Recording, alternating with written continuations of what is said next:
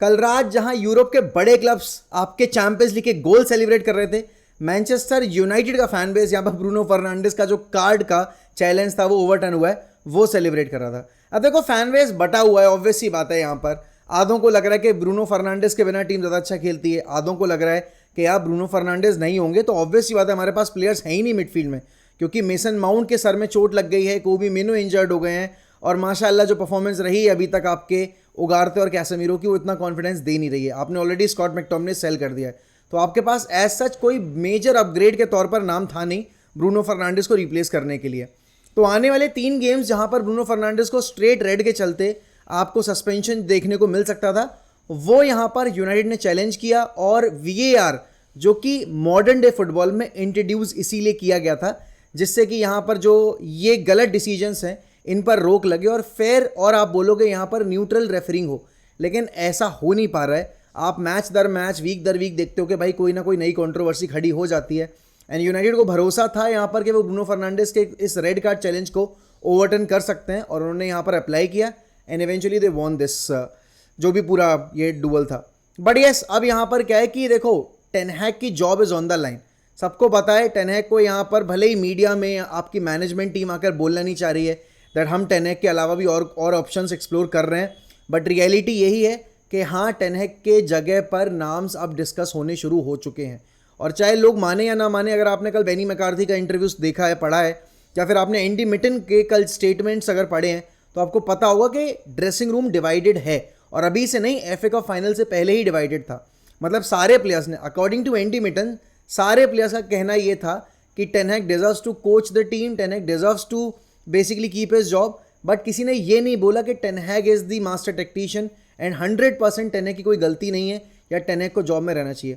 अब देखो प्लेयर्स क्या बोल रहे हैं क्या नहीं बोल रहे हैं, इससे तो मुझे घंटा फर्क नहीं पड़ता सही बताऊं तो, क्योंकि इन प्लेयर्स के ऊपर इतना पैसा खर्च किया गया है, इनको इतने हैवी आप बोलोगे यहाँ पे कॉन्ट्रैक्ट्स दिए गए हैं, इतने इनसेन वेज स्ट्रक्चर के ऊपर, और उसके बाद भी इनकी परफॉर्मेंसेज निकल के नहीं आती हैं। तो आपके प्लेयर्स यहाँ पर क्या सोच रहे हैं मैनेजर के बारे में, क्या नहीं सोच रहे हैं, उससे घंटा फर्क नहीं पड़ता। सेल्फ बिलीव कितनी है मैनेजर के अंदर, और यहाँ पर इंप्रूवमेंट आपको देखने को मिल रहा है नहीं देखने को मिल रहा है, वो डिसाइड करता है यहाँ पर कि मैनेजर सही है जॉब के लिए या नहीं है। और इस टाइम पर देखा जाए तो टेन हैग ने जो फुटबॉल खिलाई है, टेन हैग ने जो रिजल्ट्स प्रोड्यूस किए हैं, उसके अगर हम बेसिकली बेसिस पर देखेंगे तो यहाँ पर टेन हैग जॉब में रहना डिजर्व नहीं करते हैं।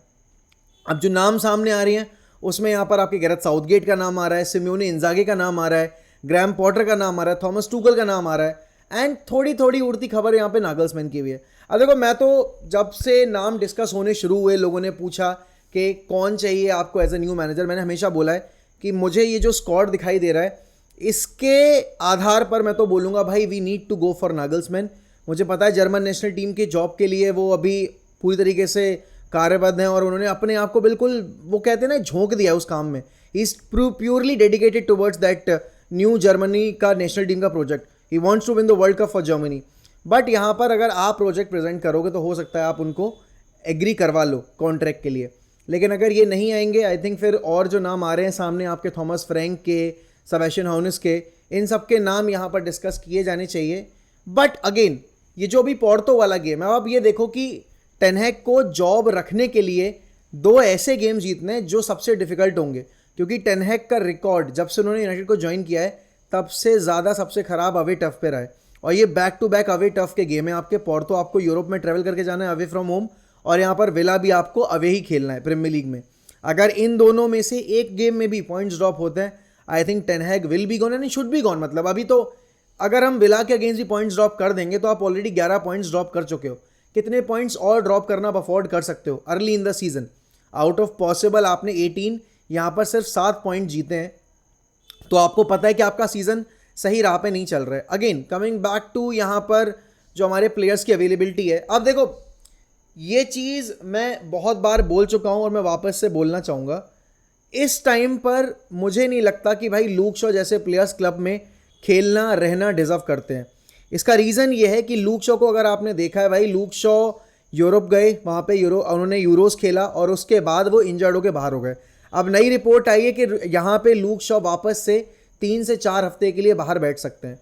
भाई United is in dire situation के भाई उनको एक लेफ्ट बैक चाहिए है, एंड यहाँ पर वो बंदा जो कि यूरोज में अपने आप को जानबूझ कर लेकर गया, उसको यूरोज खेलना था और वहाँ पर इंजर्ड होकर वो बाहर हो गया। इसके वेजेस हम कवर कर रहे हैं, इसके मेडिकल एक्सपेंसेस हम कवर कर रहे हैं, and then that's how he is repaying us. जब से उनको डबल लेग फ्रैक्चर हुआ है, जब से आपके लूक शॉ ने अपना पहला गेम खेला है यूनाइटेड के लिए, तब से लेकर अभी तक वो मोर देन 50% गेम्स मिस कर चुके हैं ड्यू टू इंजरी। तो यार ऐसे प्लेयर्स के साथ आप क्या प्रोजेक्ट प्लानिंग करोगे? एंड आपको पता है Diego Delo is not playing good football, तो आप किस तरीके से यहाँ पर डिएगो डेलो को यूज़ करने के बारे में सोच रहे हो, राइट? क्योंकि अगर आप डिएगो डेलो को राइट बैक पे यूज़ नहीं कर रहे हो तो लेफ्ट बैक पे तो he is as good as me on the football pitch, and I am good for nothing basically football pitch के ऊपर, क्योंकि मुझे लिटरली फुटबॉल में कुछ करना नहीं आता। तो यहाँ पर डिएगो डेलो को हमने देख लिया अभी इतने सारे गेम्स में, एंड लास्ट गेम जो हमने खेला स्पर्स के against, that was an eye opener for everyone that Diego डेलो की जो हाइप है, डिएगो डेलो वो हाइप अपने जो भी हैं नाम पे, टैलेंट पे जो भी हैं, वो डिजर्व करते नहीं करते वो तो नहीं बोलूँगा मैं, बट लेफ्ट बैक पर तो डिएगो डेलो को नहीं यूज़ किया जाना चाहिए।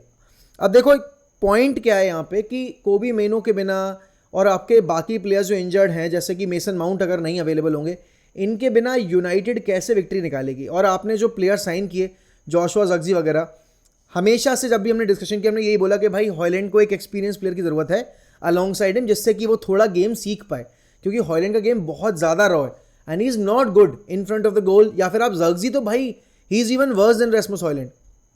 तो अब यहाँ पर इन दोनों यंगस्टर्स के साथ आप किस तरीके से गोल्स निकालने के बारे में सोच रहे हो? देखोगे आप यहाँ पर अमाद डियालो एंड आपके गर्नाचो की परफॉर्मेंस भी कुछ इतनी बहुत खास नहीं रही है, तो वहाँ पर भी हम कुछ नहीं कह सकते, राइट? कि भाई इन पे हम रिलाई कर सकेंगे नहीं कर सकेंगे। रैशफोर्ड की परफॉर्मेंसेस कितनी हॉट एंड कोल्ड रही हैं वो सबको पता है। अब देखना ये होगा कि मैनचेस्टर यूनाइटेड यहाँ पर एरिक टेन हैग के अलावा किन प्लेयर्स के ऊपर डिसीजन लेगी। ब्रूनो फर्नांडिस को देखो यार, सब लोग इतना क्रिटिसाइज कर रहे हैं, बनती है criticism, but I would humbly request कि भाई प्लीज़ ब्रूनो फर्नांडिस को ना रैशफोर्ड और आपके लूक शॉ वाली कैटेगरी में मत रखो। वो बंदा बहुत डेडिकेटेड है, he has been the consistent performer for us जब से उसने हमें ज्वाइन किया है, तो please do not put him in the same category as that of आपके यहाँ पर Luke Shaw and Marcus Rashford. Champions League के बारे में अगर हम बात करें, प्रीमियर लीग के क्लब्स जो चैंपियंस लीग में खेल रहे थे, यहाँ पर उन्होंने बहुत अच्छी परफॉर्मेंस दी है। आप देखोगे आर्सेनल ने अपना गेम कंफर्टेबली जीत लिया, एंड ये सब तब हो रहा है जब उनके पास मार्टिन ओडेगार्ड नहीं है। तो दिस क्लियरली शोज़ कि यहाँ पर वो अब अपने जो लिमिटेशंस थे इन प्लेयर्स के ऊपर, जो ओवर डिपेंडेंसी थी, उसके फेस से बाहर निकलने की कोशिश कर रहे हैं। देन आपने देखा यहाँ पर कि मैन सिटी ने अपना गेम कंफर्टेबली जीत लिया, जिस पेस पर अर्लिंग हालैंड गोल स्कोर कर रहे हैं उनको रोक पाना मुश्किल होगा, मुश्किल ही नहीं नामुमकिन होगा। और शायद रोनाल्डो का जो मैक्सिमम अमाउंट ऑफ गोल्स का इन सीज़न का रिकॉर्ड है वो शायद ब्रेक भी हो सकता है इस नए फॉर्मेट के बाद। अगर मैं यहाँ पर बात करूँ आपके लिवरपूल वाले फिक्चर्स की, तो अब यहाँ पर आज लिवरपूल को खेलना है एंड डेफिनेटली यहाँ पर लिवरपूल अच्छा परफॉर्मेंस देने के बारे में सोचेगी। पहला गेम उन्होंने कंफर्टेबली मिलान के अगेंस्ट जीत लिया था, अब उन्हें आज अपना सेकंड जो फिक्चर है वो खेलना है इस चैंपियंस लीग का। अब देखो चैंपियंस लीग में बेगानी शादी में अब्दुल्ला दीवाना वाली आदत है हमारी, हम तो रेगुलरली क्वालिफाई कर नहीं पाते, लेकिन बाकी टीम्स को देखकर लगता है भाई कि मतलब अगर ये कर सकते तो वाई नॉट अस, बिकॉज हमने इतना पैसा खर्च किया है। यूरोपा लीग का फिक्चर हमारा है 4 को, मतलब 3 की रात को, हम उसका वॉच अलॉन्ग ज़रूर करेंगे। एंड ऑब्वियस सी बात है, जीतने के एम्बिशन से ही उतरना चाहिए टीम को, एंड टेन हैग को भी पता है भाई कि अगर नहीं जीतेंगे तो अपनी जॉब नहीं बचा पाएंगे। ही is not thinking about the new job, वो कह रहे हैं, but ultimately he will not decide his future, it's the management who will decide his future. वो सिर्फ एक चीज़ कंट्रोल कर सकते हैं और वो अच्छी फुटबॉल खिलाना और अपने प्लेयर्स को मोटिवेटेड रखना। बेनी मैकार्थी ने कहा कि he is a brilliant tactician but he can not motivate the players. This clearly shows that कि टैक्टिशियन होना ही सब कुछ नहीं होता है, एक सेल्फ बिलीफ एक होता है ना आपको, कि आप सामने वाले को इतना मोटिवेटेड रख सकते हो, वो सबसे इंपॉर्टेंट फैक्टर होता है कोचिंग का। क्योंकि कोचिंग में आप टैक्टिक्स वगैरह तो डिसाइड करते ही हो, लेकिन मैन मैनेजमेंट सबसे इंपॉर्टेंट है, और एरिक टेन हैग की man management is not that good enough, तो वो वाली बात है। बाकी लेट्स सी क्या होता है क्या नहीं होता है। यूनाइटेड के अपडेट्स तो यही थे बस, और शाम में बैठकर हम और ज़्यादा बात करेंगे इन सारे टॉपिक्स के ऊपर। जोड़ना मत भूलिएगा। Thank you so much for tuning in, and शाम की लाइव स्ट्रीम देखना मत भूलिएगा। रात की लाइव स्ट्रीम के ऊपर आपके जो 2 विनर्स हैं वो अनाउंस होंगे, 90 के सब्सक्राइबर्स के जो गिव अवे के विनर्स थे। ऑल राइट, तो रात में मिलते हैं आपसे, एंड मैं लेता हूँ आपसे अलविदा। Bye bye, take care.